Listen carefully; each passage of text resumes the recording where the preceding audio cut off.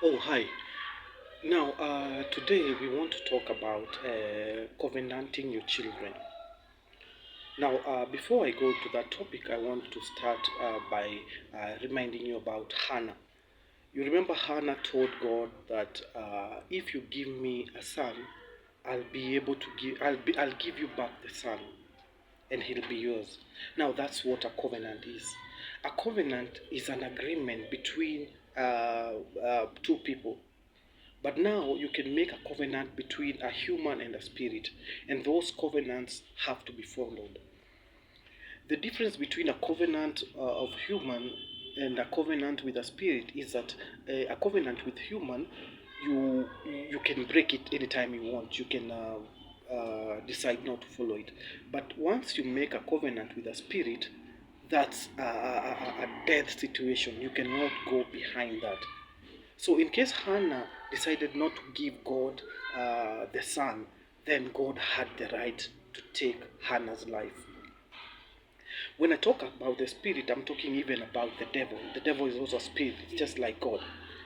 And now, you remember the time God God had a covenant with Abraham. What happened to Moses is that when Moses forgot to circumcise one of his sons, God was descending on him. He wanted to take his life.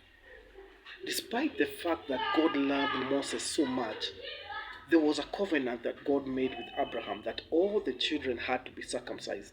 And because Moses forgot about that, forgot to circumcise his son, God was coming with his wrath. You know, God is a spirit. And despite the fact he loved Moses, he was coming to take Moses' life.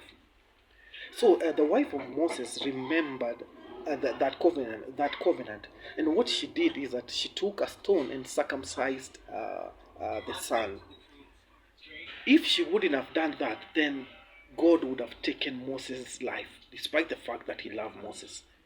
So that's how important covenants are. Covenants are so serious, such that when they are made with a spirit gets the permission to take your life if you don't follow that covenant. And now, back to my topic. When I say parents, you need to create those covenants about your children. Here's my point: the generation that is coming, you don't know where your children are going, and despite the fact that you are a parent, you can give something called blessings to your children.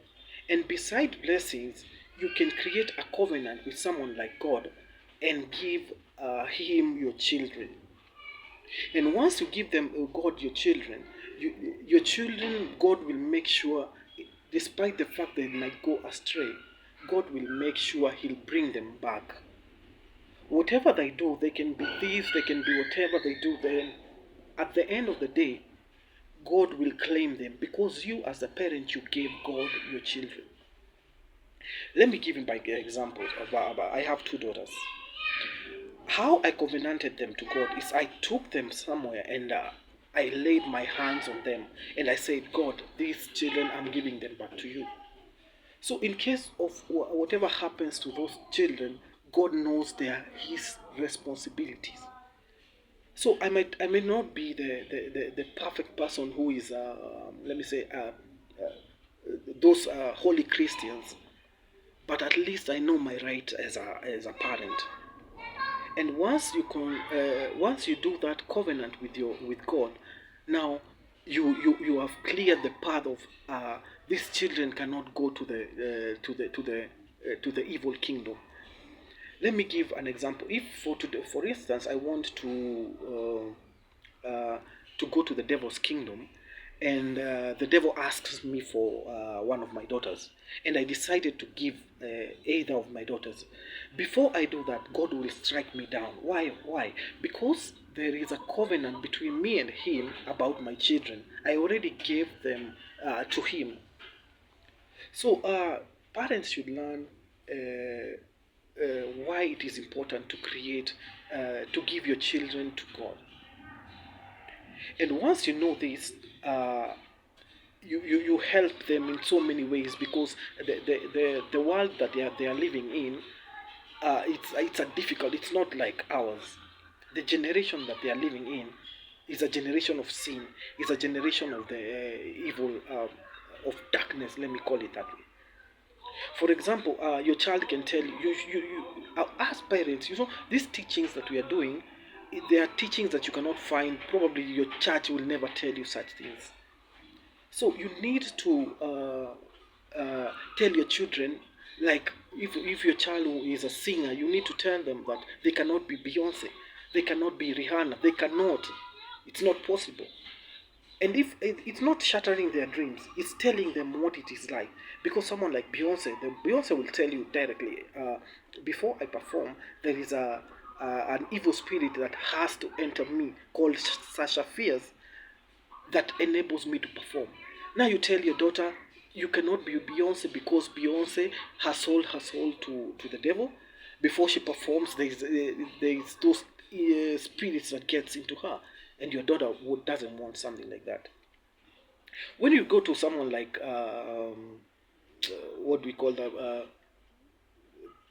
This lady, what do we call her? Anyway, there are so many actors. Kina Will Smith, all those people. Tell your sons they cannot be those people. Kina Kanye West, they'll tell you their souls to the devil. So it's time we sit our children down and tell them that these people they wish to become, that it's not possible for them to become those kind of people. So I was talking about someone like Nicki Minaj. Nicki Minaj will tell you directly that there's an evil spirit that enters me called Roman, and this helps me to perform. So when your child wants to become Nicki Minaj, just go straight to the tell them you cannot be Nicki Minaj. Yeah. In this world of entertainment, let me talk about someone like Diamond. Diamond is someone you know. When Diamond comes to Kenya, what he's doing, those things that are called performance, those things that are called at the good performance, those things are rituals. And immediately Diamond is performing a ritual, people say, okay, people, the people who have gone to watch him, they say, okay, me personally, I've never performed a ritual and all that. But what they don't know is that when Diamond comes to perform in a place like a concert in Kenya, that ritual you are also involved, because you have gone there. The minute Diamond is putting a mic on you, like say yeah, and you say yeah, you are performing the ritual together with him. What you don't understand is you're just behind the scenes, and you're not only behind it, you're just there. You are in the same ritual as Diamond is doing the rituals. So let me tell Christians, I'll come up with a video of why Christians should not attend these places of performance because of such things. Because most Christians don't understand; they just go to performances to watch those secular music artists, but you don't know exactly what you're doing. Those things are rituals, and the kingdom of God, the kingdom of darkness acts the same way as the kingdom of God. You see, the kingdom of God tells you where two or three people meet in my name, I'm also there. The devil works the same way. Where two or three people meet in my name, he is also there. So the things that happen, I'll give you details. That can be a long video to tell you exactly what goes on after the concert, in the concert, such thing. Why a Christian should not attend, because to be open to guide to people, and to be open to Christians, uh, those rituals affects you. I'll tell you in details how they do. So for now, all I would ask parents to do is make sure you covenant your children. It doesn't matter if you are saved, if you're not.